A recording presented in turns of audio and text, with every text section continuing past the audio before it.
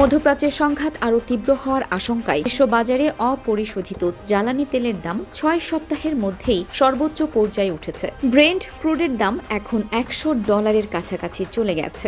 আজ ব্রেন্ট ক্রুডের দাম ব্যারেল প্রতি $৯৬ ছাড়িয়ে গেছে। যুক্তরাষ্ট্রের ওয়েস্ট টেক্সাস ইন্টারমিডিয়েট বা WTI এর দাম $৮৮ অতিক্রম করেছে। আজ ব্রেন্ট ক্রুডের দাম $১.৯৩ বা ২.০৫% এবং WTI ক্রুডের দাম $১.৪১ বা ১.৬২% বেড়েছে। তেলের দাম ৩% বেশি বেড়েছিল।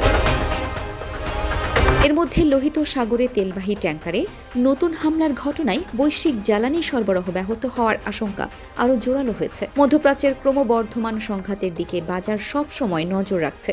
যুক্তরাষ্ট্র টানা ১২তম রাতে ইরানে হামলা চালানোর পর উত্তেজনা আরও বেড়েছে। হামলার কয়েক ঘণ্টা আগে মার্কিন প্রেসিডেন্ট ডোনাল্ড ট্রাম্প সতর্ক করে বলেন, হরমুজ প্রণালীতে ইরান যখনই কোনো জাহাজে হামলা করবে তখনই যুক্তরাষ্ট্র ইরানের কোনো সেতু বা বিদ্যুৎ কেন্দ্র ধ্বংস করবে। তার এই মন্তব্যের সংঘাত আরও ছড়িয়ে পড়বে এমন শঙ্কা তৈরি হয়েছে। ইরানের ইসলামিক রেভলিউশনারি গার্ডস IRGC দাবি করেছে, হরমুজ প্রণালীর দক্ষিণে মাইন পাতা আছে।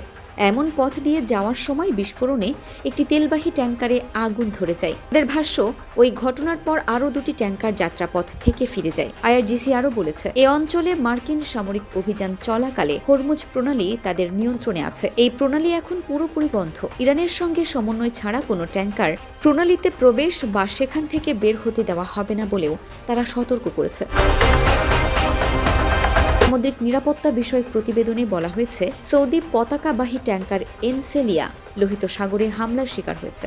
এছাড়া হুতিদের দাবি, সৌদি বন্দরের দিকে যেতে নিষেধ করে সতর্কবার্তা দেওয়ার পর প্রায় 10টি জাহাজ ফিরে গেছে। তবে রয়টার্স তাৎক্ষণিকভাবে এই তথ্য স্বাধীনভাবে যাচাই করতে পারেনি। এসব ঘটনায় বিশ্বের সবচেয়ে গুরুত্বপূর্ণ 2টি নৌপথ হরমুজ ও বাব আল মানদেব প্রণালী দিয়ে তেল পরিবহন নিয়ে নতুন করে উদ্বেগ তৈরি হয়েছে। একই সঙ্গে IRGCর এক মুখপাত্র সামাজিক যোগাযোগ মাধ্যম এক্সে শিপিং কোম্পানিগুলোকে সতর্ক করে বলেন, হরমুজ প্রণালীর দক্ষিণাঞ্চলে মাইন পাতা আছে। মার্কিন প্রেসিডেন্ট ডোনাল্ড ট্রাম্প ইরানের সঙ্গে যুদ্ধবিরতি অকার্যকর ঘোষণার পর এবার তেলের দাম এখনো $100 নিচেই আছে।